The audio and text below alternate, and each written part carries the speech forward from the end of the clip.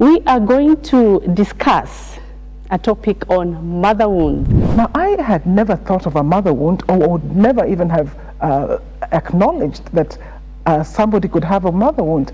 If you would have asked me at that point if I had a mother wound, I would have said definitely not. Yeah. My mother was a wonderful woman. She was sweet. She was my friend. She was my confidant. How could she have wounded me? The whole story of mother wounds started when I transitioned and from the corporate world. You speak about father wounds. Who's going to speak on mother wounds? And he looked at me and he says, you do it. Wow. I began to ask myself, who am I? What am I doing? Where am I going? What are my skills? How can I move forward? Because I felt that at my age, I couldn't just drop dead or do, I needed to give back to society and the community.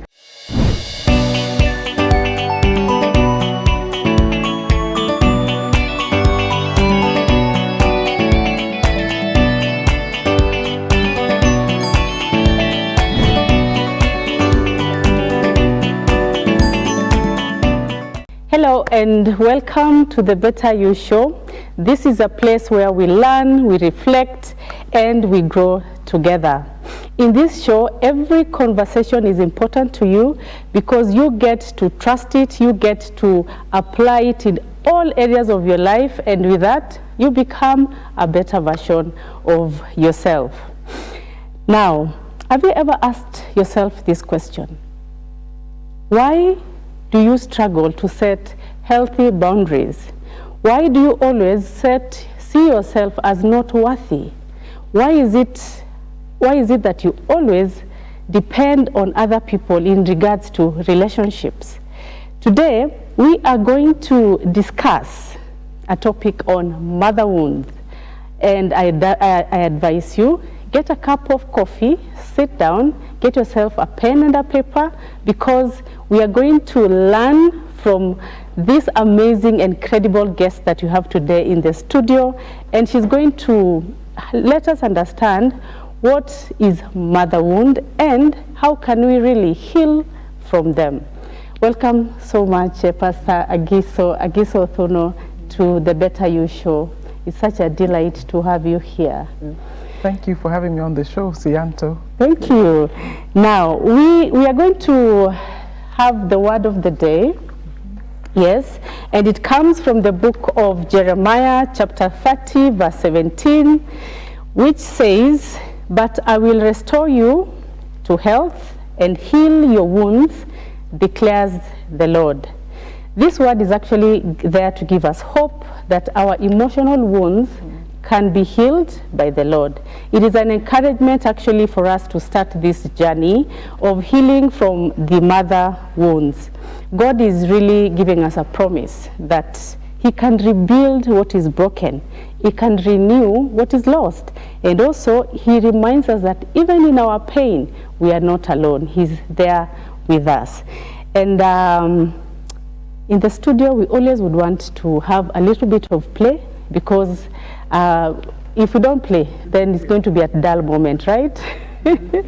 So we are going to go directly to the tongue twister. We call it a tongue twister challenge, and these are the instructions. Agiso Odhuno, there's a paper in front of you. I'll give you about 30 seconds to just interact with the tongue twister. And then thereafter, you're going to repeat it 3 times as fast as you can. 3 times as fast as you can. And remember, we're just doing this to just play and have some fun here before we go now into the heavy matters. All right. So you can just, now? Yes, you can just have a look at it.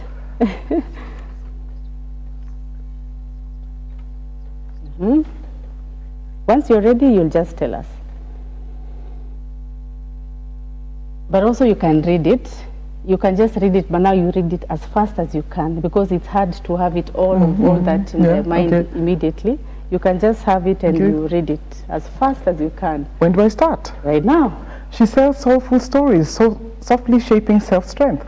She sells soulful stories, softly shaping self-strength. She sells soulful stories, softly shaping self-strength. Wow, she's that good because you're going to know why. She's an expert in linguistics, yeah. So that's why she has not messed up. Wow, thank you. How was that though? It was interesting. I can see that the influence from my husband's Luo has not influenced the S's. How would he have done that? I guess, I don't know if he would have stumbled on seashells, shuffles, I don't know. Yeah, I don't want to try that. Okay. I was given that and I said, oh my goodness, it looks quite long and a lot of SS, I see seashells. But it's really interesting. The reason why I was able to retain it is because it pertains to the topic of the day and the topic that we're going to discuss. Wow, amazing. Yeah. Wow, thank you so much. Now to our audience, I want us to take a moment to just introduce this incredible guest. To me, she's a mentor. She's so, she's amazing, and I'm so delighted. I'm just honored to have you in our studios today, Agiso. Now, let me introduce you the best I can, then I'll give you an opportunity to just enhance it. That's all right. If I've left anything. Yes. So, Agiso Odhuno is a certified transformation life coach. She is the founder and CEO of the Truth Encounter Coaching Services, psychological counselor as well. She's an author of 2 books. One is what you can see here, Wounded. It's about mother wounds. And the second one is Smile Again. It's she has co-authored that with her husband, David Odhuno, and it talks about father wounds. So you're going to see them here in the studio again and again. She has worked in the corporate world as a leader. She has covered 3 decades of corporate in the corporate space, and she is a trained linguist holding a master's degree of French, German, and English texts. That's why the tongue twister was not really a tongue twister for her. She's here today to correct us in a lot of ways when it comes to language. Now, she's an associate pastor alongside her husband, David Odhuno, at the Well Church, and it happens that I also fellowship there. And Agiso Odhuno, I tried this, Bienvenue to the Better You Show. Je m'appelle Sianto Kekayaya. Merci beaucoup. You're doing well. Oh, thank you. I tried. Yeah. Now, welcome to the show, Pastor Agiso Odhuno. We are really delighted to have you here. We are here to listen from your expertise in this matter. We are here to listen and know what are mother wounds and how can we heal. How can we heal from mother wounds? So I just want you to take a moment and tell us more about yourself, maybe the things I did not capture, and also and what is mother wounds, as when you're done with introducing yourself. Okay, thank you very much once again, Sianto. Wonderful to be here on the show with you. The whole story of mother wounds started when I transitioned and from the corporate world. I had been working in the corporate world for about 30 years or 32 years and in various capacities. And then we needed to go home. I needed to go home because that phase had come to an end. So I began to ask myself, who am I? What am I doing? Where am I going? What are my skills? How can I move forward? Because I felt that at my age, I couldn't just drop dead or do, I needed to give back to society and the community. So I began to audit my skills and see what I had, and I came up with the Truth Encounter coaching services, where I began to coach young women over the age of 25, some as older as 50, but it was basically between those ages on life. I was coaching them on life and finding their purpose. And it was during this period that I discovered a recurring theme, that in all these ladies, all these women, many of them were talking about a mother wound. Now, I had never thought of a mother wound, or would never even have acknowledged that somebody could have a mother wound. So I began to research on the topic, and then I realized that people can have a mother wound. If you would have asked me at that point if I had a mother wound, I would have said definitely not. My mother was a wonderful woman. She was sweet. She was my friend. She was my confidant. How could she have wounded me? But as I delved deeper into the topic and prepared to write a book, when I was challenged by my husband, who speaks on father wounds, I confronted him one day and I said, you speak about father wounds. Who's going to speak on mother wounds? And he looked at me and he says, you do it. Wow. And that is how the book came about. With the research, I decided to compile it and put it into a book, and to put it out there, really lifting the lid off a taboo topic. In our society. Wow. I like what you've said, and maybe just before we get into that, I just want to understand your work background, because you have had 3 decades in the corporate space.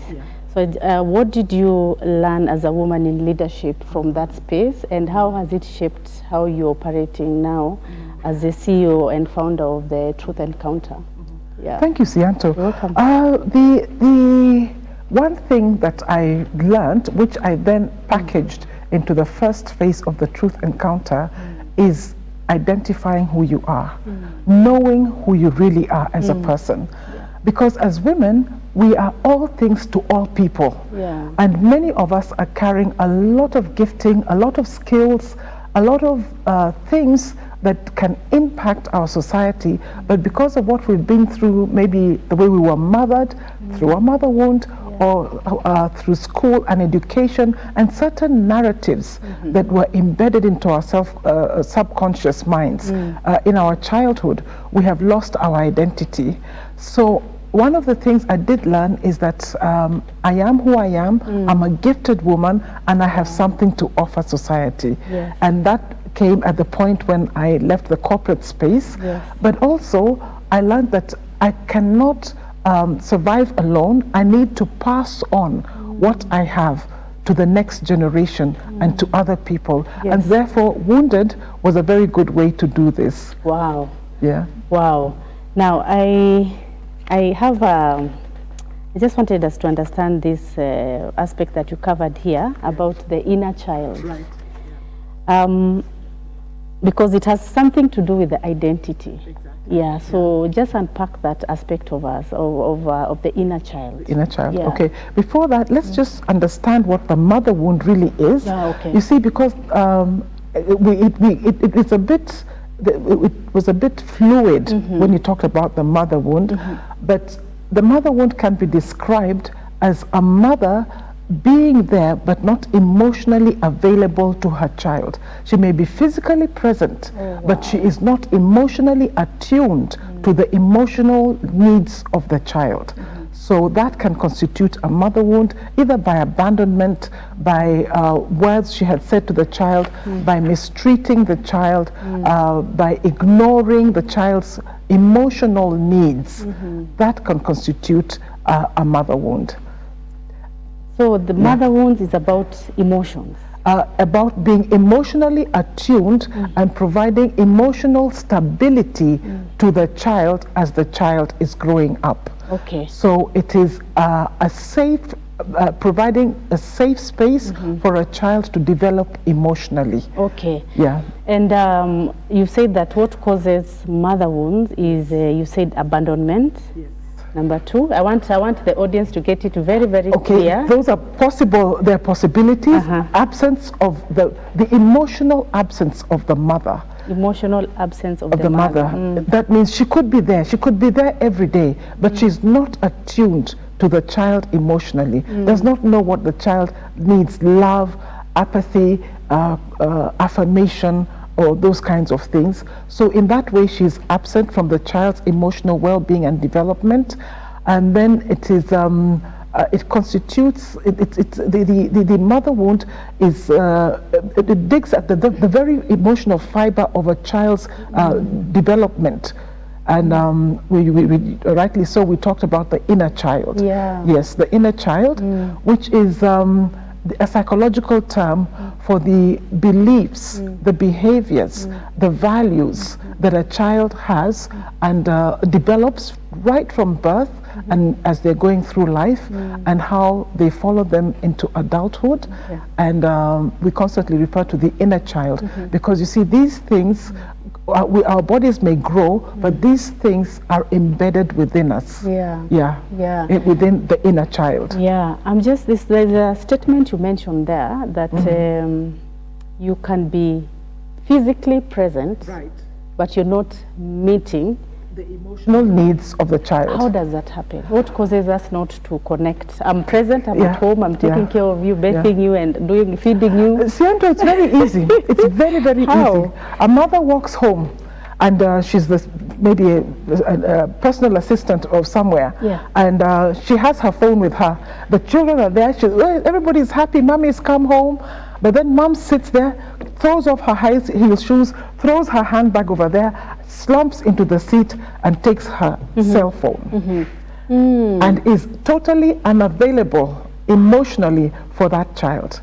Listening or talking or watching or catching up with messages from the day or following up on office calls. So the child may have had an incident during the day, but that mother is not available. The child will probably reach out to the mother, hey mommy, don't disturb me, I'm on the phone. Or I'm busy. I'm busy.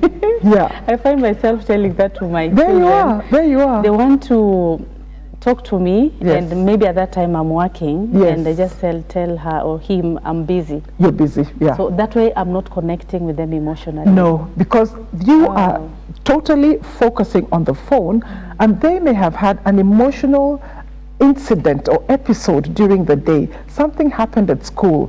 They were derided. Somebody bullied them.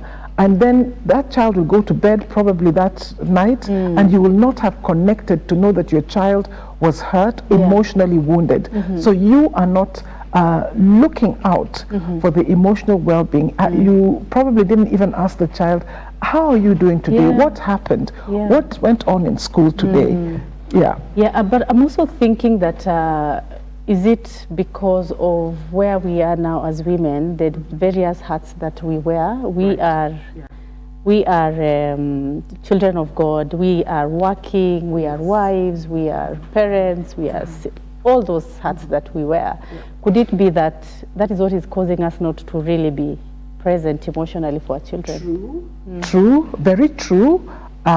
We have, but you see, women, we compartmentalize.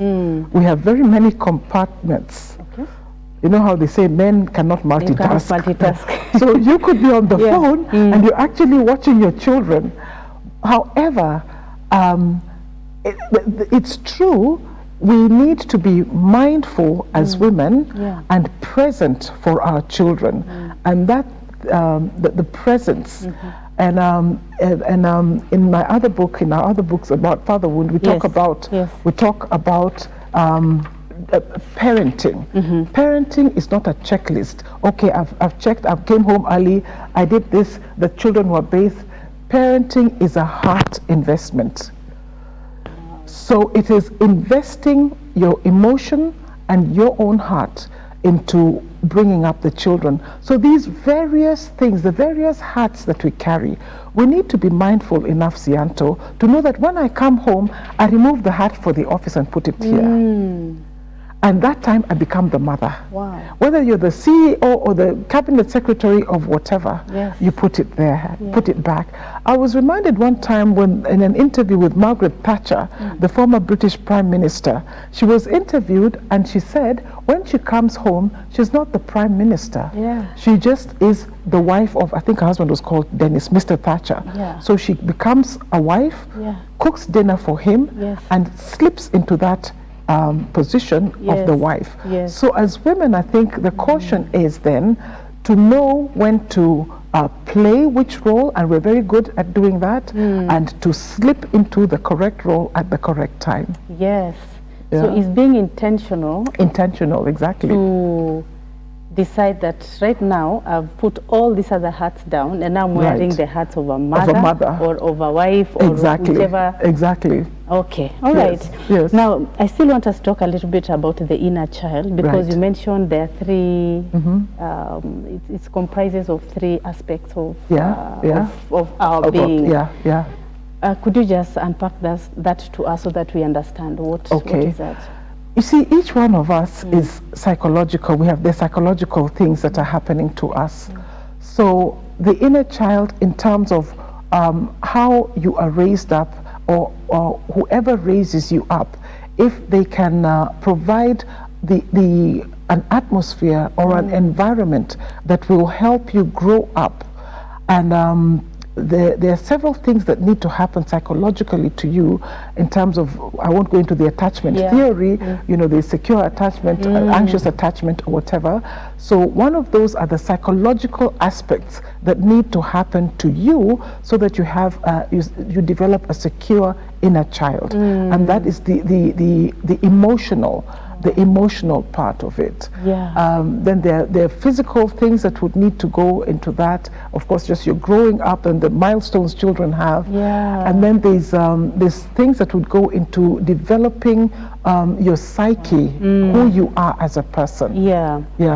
Now, there's this, I think this is page 7 on your book, Blaming God or Self. I found it very intriguing. Do not blame God for creating the tiger.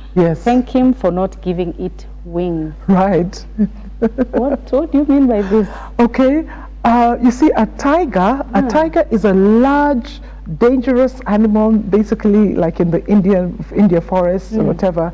And when people see it, it elicits pain, or it elicits fear, or that kind of thing. But you see, God created it. But the tiger is always there, and it's up to us to learn or to find ways to avoid getting in its path so that we are not harmed. So it's up to us. But when we say, thank God for not giving it wings, we just thank God that he didn't give it wings, because then a tiger would fly and be big enough and be all over the place. It could just fly all over the place. So how is that related to mother wounds? Mother wounds, basically what I wanted to say over there, and I think it's an African proverb, right? Yes, it's an African proverb. A tiger can look like a very ominous animal. Very, very large and very dangerous. A mother wound can look like that as well. But you see, if a tiger had wounds, it would fly. But it would be enabled or empowered. So the basic essence of that proverb is saying that thank God he created the tiger, but he didn't give it wings. So the mother wound may be there. God created your mother for you, but it's up to us to learn how to survive and thrive, and also just to navigate with the tiger or the mother wound. And I always tell people, Sianto, your mother may have wounded you, but it's your responsibility to heal. It is my responsibility to heal. From the mother wound. Why is it so? Why does it become a responsibility? It has become a responsibility because you can only heal when you begin to take the first step of the journey. And nobody else can take that journey for you except yourself. You are the one that will put out your foot and say, I'm going to a psychologist to get help. I'm going to get therapy. You'll take the first step. I'm agreeing that I do have, accepting that I was wounded, not denying. So you, the wounded person, has to take the first step, which is usually accepting, not denying, seeking help for the wound that was caused by somebody else, because you're the one that is carrying that wound. Experiencing it. And I'm just thinking then, at what age does mother wounds catch up with us? It can start in the womb. Oh. It can start in the womb. I'll give you an example, Sianto, which is very, very interesting. I have always suffered from rejection from a very young age, and I never understood it until I started to write this book. Yes. So my mother told me, my mother died in 2001, but before that she told me a very interesting story about what happened. There was an incident in her life when she was carrying me in her womb. She was 5 months pregnant with me, and she experienced massive, monumental rejection from some very close people around her. And she was carrying me in the womb. And so what she experienced, and as I write about it in the womb, in the book, sorry, what I experienced in the womb was passed down through my mother's rejection. Because for just no reason at all, I would walk into a place, I just feel like I'm rejected. And I never understood it. But when she narrated that story, and I didn't think much of it until I started writing the book and did research and discovered that a mother can pass on a wound to her child when the child is still in her womb, in vitro. And because there are emotions and there are certain chemicals that are released when a mother goes through a traumatic experience, and that experience was very traumatizing for my mother. So when a mother goes through that, there are certain chemicals that are released that go down that can affect the child in the womb. And so for me it was rejection. And I related that story that my mother told me when I did deep research by somebody called Dr. Kraft, and they were talking about wounding, in vitro wounding, wounding in the womb. Wow, thank you so much, Agiso, for sharing that. We'll have a short break, and when you come back, we're going to just take a deeper look on how do mother wounds look like, and how can we heal from them. Let's take a break.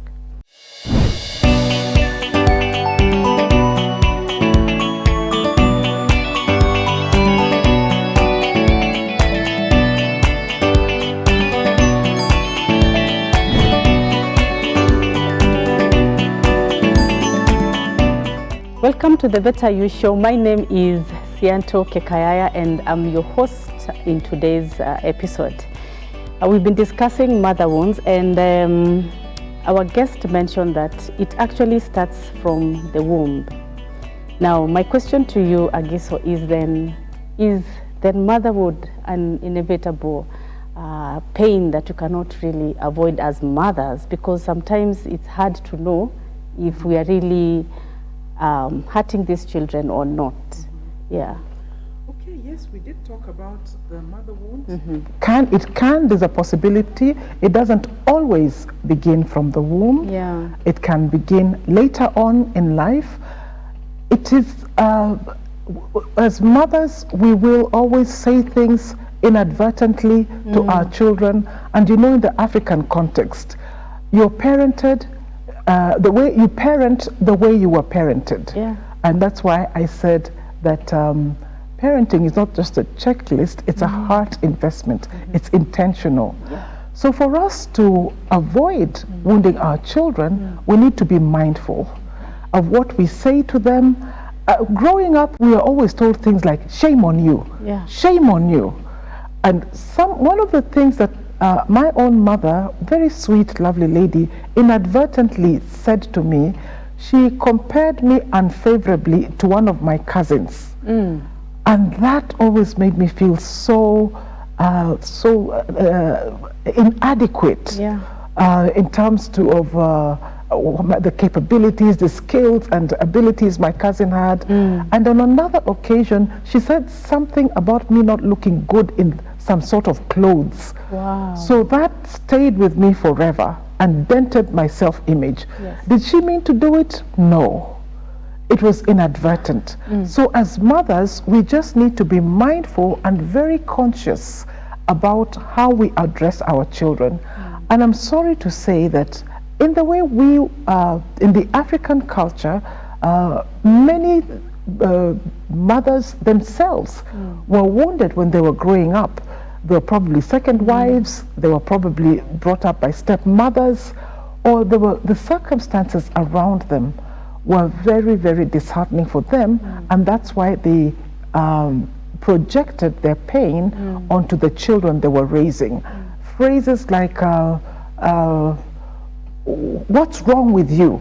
Why can't you ever get this thing right? Yeah. Remember when you're growing up, people just say things like that. Nini mbaya na wewe?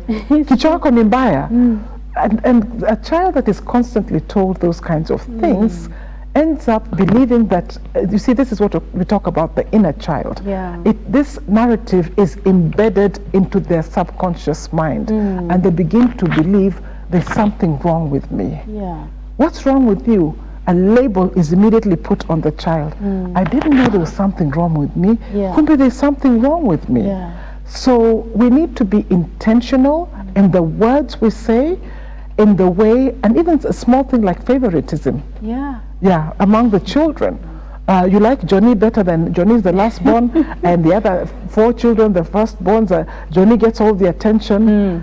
That can constitute a mother wound for him as well as for the other children. Yeah. The other children could feel that they're not loved, and then Johnny, he could have the repercussions of being bullied by the ones that are quote unquote not loved. Yeah. So that in itself, just being mindful of what we say to our children, how we come across, what are we need to be building up their emotional being and not pulling it down. Yeah. As you're thinking, as you were talking, I was just thinking, okay, because we find ourselves inadvertently just hurting these children. So is there space for reconciliation in that particular moment when I just just find out that really I've hurt this baby? What can I do? Yes, there is. There is. The first thing is to apologize to the child. Okay. And say, I'm sorry, Joe, Danny, Millie. Mommy didn't mean that. Mommy was angry. Mommy had a lot of work today at the office. There was a lot of traffic. And Mommy didn't mean to hurt you with her words. Johnny, will you please forgive me? Yeah. I'm sorry that I made you feel unworthy. Or I'm sorry that I judged you wrongly. You know, you punish a child for the wrong thing. Yes. Or I'm sorry that I didn't believe you. Or whatever it is that you've done. Johnny, please forgive me. Will you forgive me? And then and it happens. Yeah, they can say yes or no. But acknowledging that you've done something wrong, and mothers are human. Yes. They can do something wrong, but the children can forgive you.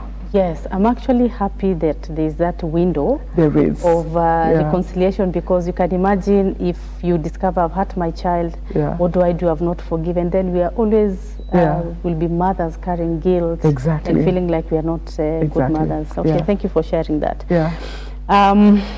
What does mother wounds look like in an individual? Because you can be hurt by other relationships, but for us to know this so that it is so clear, this feeling that I'm feeling is not from any other relationship. It's from my mother hurting me. Okay, could you just tell us maybe 3 or 4? Yeah. There are several things that you will present with several sort of symptoms in your life. You will have anger, inner anger. You will feel rejection, like I said. You may be anxious, or in your relationships, you may not trust people. So those are the things that would affect either your romantic relationships, your work relationships, or just your trust of people, or your self-esteem. You will always have a low self-esteem, a diminished confidence, and totally feeling that you are a sense of incompleteness, that there's something wrong with you. And it's because you did not have a secure attachment as a child. You see, a child who is secure is confident, vibrant, knows who they are. You can just see it. But somebody who has, and usually as people grow older, and even in the offices, we're dealing with a lot of people who are suffering from not only mother but father wounds, parental wounding. Yeah. Yeah. Now that you have listed them, anger, rejection, you're anxious, and low anxiety, self-esteem. low self-esteem, low self-confidence. Yeah. Yes, I'm just then wondering how does this outcomes affect us in our relationships and even at work? Yeah. Yeah. Are there scenarios that we should look out for? There are definitely scenarios. Let me talk about intimate or romantic relationships, first of all. You may enter into, a girl may enter into a romantic relationship with a fine young man, but she always feels that she's not good enough. And then she may compromise her standards or compromise who she is to make herself be good enough for this person, because the narrative that was told to her, what's wrong with you? Why can't you be good enough? Or why can't you be like so and so? A constant phrase that was said to her. So she's carried this along. So when she comes into this relationship, the feeling is that she's not good enough. So she will, she can overreact, or she can take on a different persona. She can be a perfectionist and demand that this young man be be perfect in every way. Or she could have inner anger, short temper. And so when they're in this relationship, there's something that will just, she is not secure in herself. And because whatever is happening in that relationship triggers some of the feelings and the emotions she went through as a child, which made her feel not good enough, not all-rounded, not secure. So and in the workplace, we see this a lot, where people come in, they cannot accept correction from people. They feel they're perfectionist. Or they cannot work together, no team spirit, or they are, some of them are overconfident, trying to reflect a persona that they really are not. So those things, whenever you come into a work scenario, somebody is a wonderful leader, but they're very sort of dominant and controlling. So those are symptoms of things that did not happen. They are growing up. When they were young, things that did not happen, and in the way that they attached in their childhood. The way you're describing that aspect, it's like we are always, the people then who have those wounds, they're always overperforming. Yes, could be overperforming to cover. It could be one of two things: overperforming, perfectionistic, or you've heard of the imposter syndrome. Imposter syndrome. Yes, people feeling like, oh, I'm not good enough. You've been selected for a job, Sianto, and you think, no, I can't do that. Yet you're perfectly capable of that. Those kinds of things can happen. And I have. And I still work in progress for me when it comes to imposter syndrome and even that overperformance and perfectionism. And it feels like you are really oppressed. You know, you feel like you are put in a cage. You know very well you are struggling with all these things. You are not happy. Why I'm saying you feel like you're in a cage, because you want to be free. And for you to be free, then it means you should connect to your true identity, so that you get the freedom. So how then do we get that freedom? How do we get our healing? You've said it, Zianto, connect to your true identity. Who are you? Because you see, the narratives that you and the labels that have been put on you are not true. And that is why I started the Truth Encounter based on John 8:32, which says, you shall know the truth, and the truth shall set you free. What is the truth about who you are? What does the Bible say who you are? The Bible says, I'm a conqueror. The Bible says, I'm more than victorious.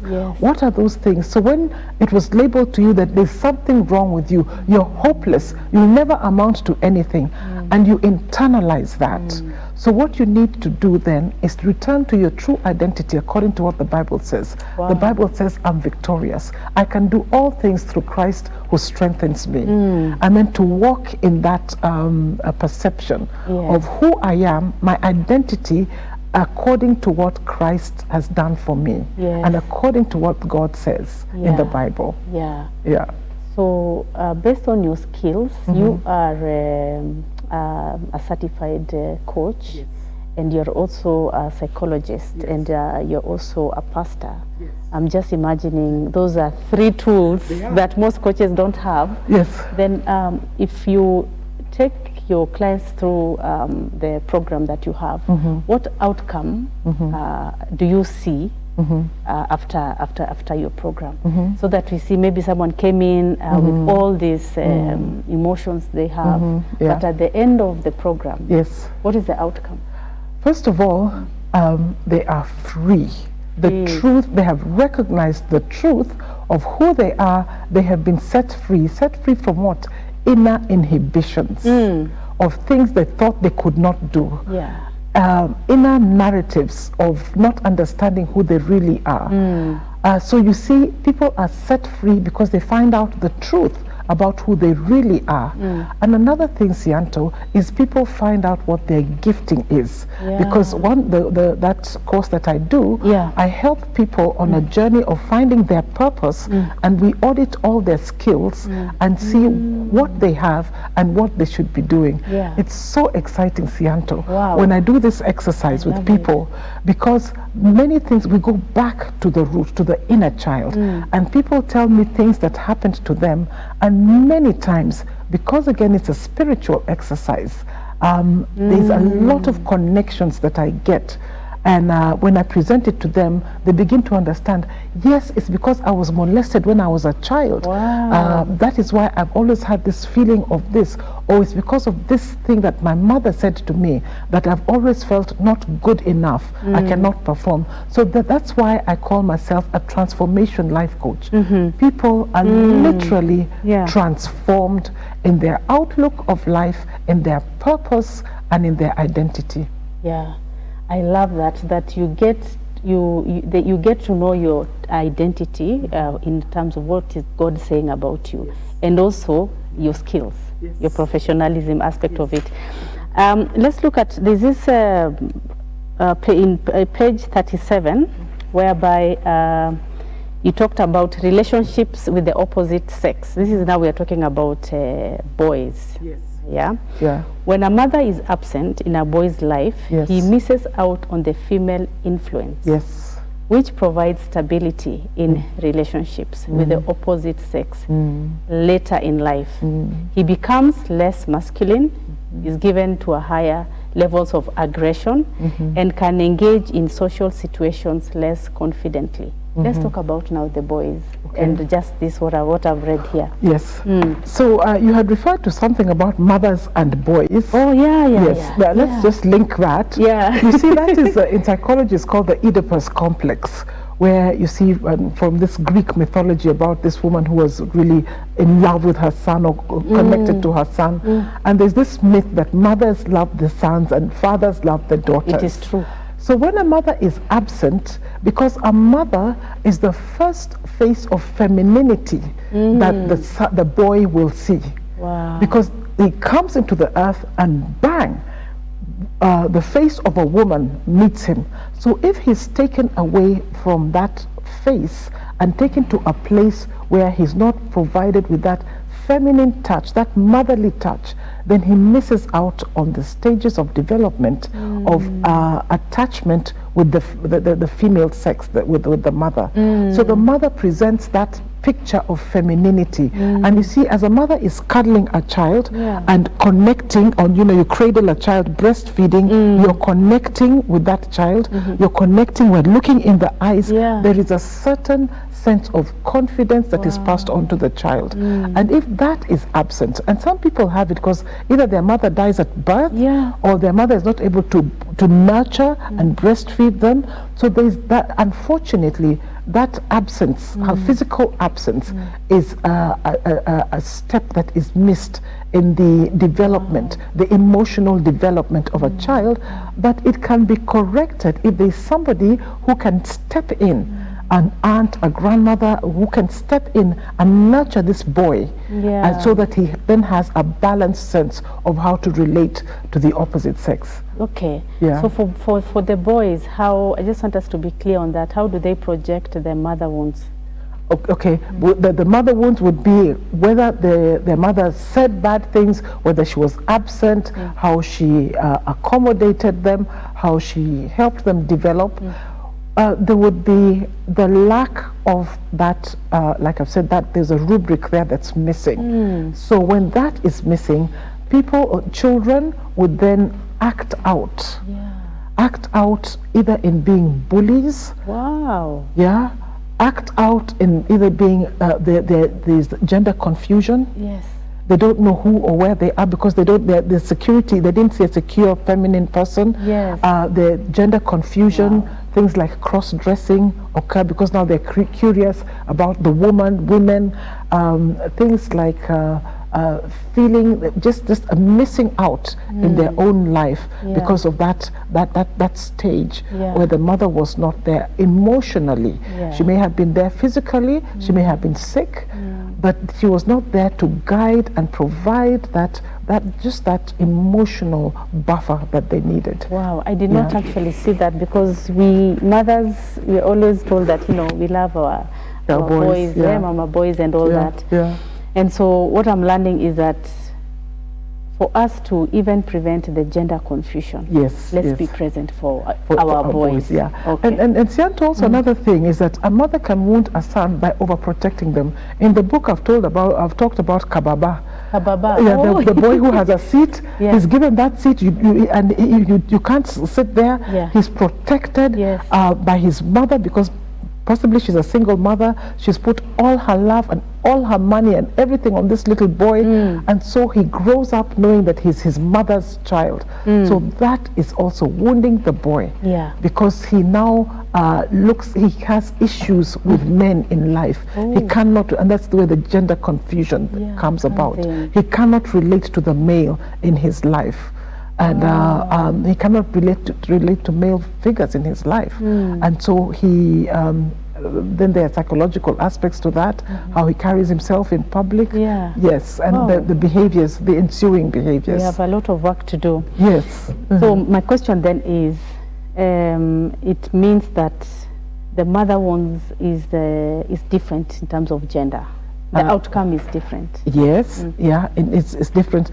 The way a mother wounds a girl can differ from the way a mother wounds a boy. The outcomes can be different. The outcomes can be, and I've talked about it in the book. There's a section on mother wound effects on girls and mother wound effects on boys. Oh, it is. Yes. It can affect them in different ways. In different ways. Yes. Maybe just mention two on each. A boy side. whose mother wounded him can develop with a deep hatred for women. Ooh. Oh yes, we've come across people like that. Deep hatred for anything, for any woman. And so he would not enter into a relationship as a young man, 25 years old. He cannot relate to anybody. So again, gender confusion. He'd rather be with men. My goodness. Oh yes, because he hated his mother. His mother wounded him. She was never there for him. A girl who was wounded by her mother may be clamoring for attention from mother figures in her life, mama pastor, the female boss in her life, the matron in the hospital or whatever. She may be clamoring for matriarchal figures in her life. Yes, so she'll always be pining for that mother attention. Okay. So now I'm thinking, this is Sianto. I'm now an adult, and I've realized my mother wounded me. Yes. So, and you've told me that it is my responsibility to start off the journey. Yes. At what point do I involve her in the healing process? Yes. At what point? Interesting. So the first thing, as we've said, is to acknowledge that you do have a mother wound and that she wounded you. Writing this book, I couldn't bring myself to say, My mother wounded. How? No, no. I wanted to cry. No, not her. But she did it inadvertently. So it was something that she did inadvertently. Yeah. So acknowledging that. Yes. But then acknowledging to yourself and willing to reconcile. First of all, forgiveness is the first step. Forgiveness. Willing to forgive your mother for what she did. Yeah. She may have done it intentionally or inadvertently, Yeah. but the first step starts with forgiving her for whatever it is that she did to you. Yeah. And then depending on the circumstances, Sianto, if you're in touch with her, or if it's a very toxic relationship, sometimes in psychology we talk about boundaries. Drawing boundaries about herself. If you go to see her and she just shouts at you, insults you, whatever, doesn't want to listen to you, draw boundaries. Yeah. But in your own way, honor her. Yeah. Because she's your mother. Yeah. Some people just talk ill about her. Yes, you may be bitter and wounded, but seek therapy. Yeah. First of all, again, Yeah. so that you may overcome that. Because the Bible does tell us to honor our father and our mother. Yes. Yeah. Now that you've mentioned the Bible, how does faith influence the healing process of mother wounds? Faith is the foundation, and again, I've said my book and the course that I teach is based on scriptural principles. Wow. Because for me, those are the things that work. It's touches. We go back into psychology to give us the background and the foundation. But faith, because it all begins. The Bible says, Psalm 147, verse 3, I think it is. It says that He will.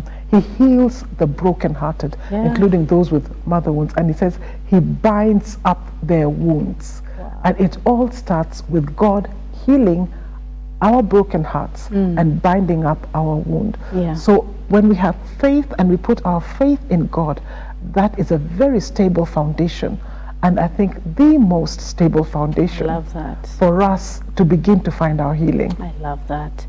Now, Agiso Odhuno, we are coming to a close. Yes. And for someone watching who has recognized that clearly I have 2 or 3 mother wounds that I'm facing, what do you tell them so that they can begin the healing process?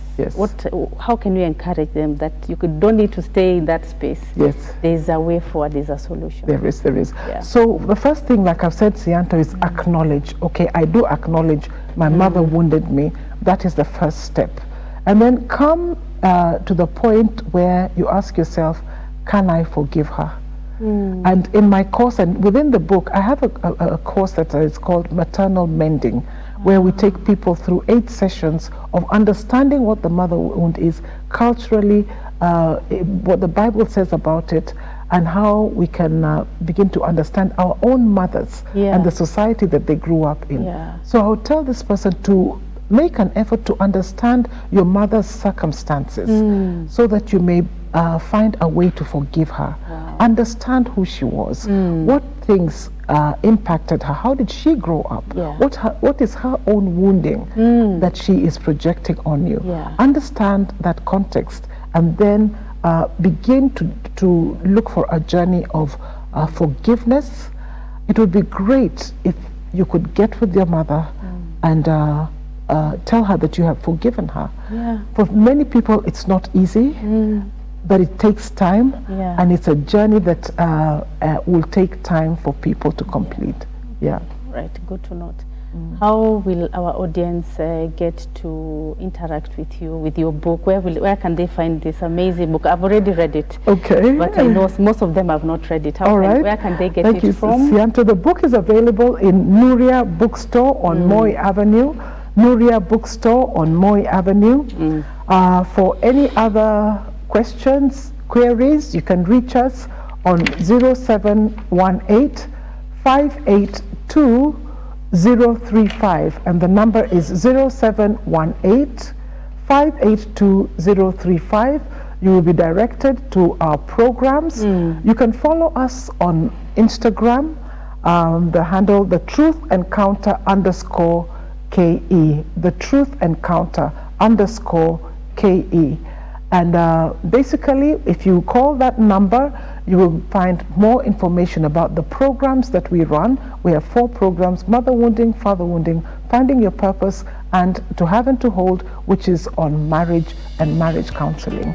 Thank you. Wow, thank you so much, Agiso Odhuno, for sacrificing your time and just coming to the Better You show. Because of you, mothers out there are going to get healed. Amen. They're going to start their journey of healing. And for me, it's just an encouragement that our God is there to heal us, and there's a solution to that. First of all, is for us to take the first responsibility and say, yes, I was wounded, then I can start walking this journey. It's been such a very wonderful conversation that I've had here with my mentor, such an amazing resource we have at our church. You can join us at the Well Church. And to our audience, thank you so much for always watching us and for joining our community. Because of you, our lights keep on being switched on here in the studio. And I just would like to ask one favor.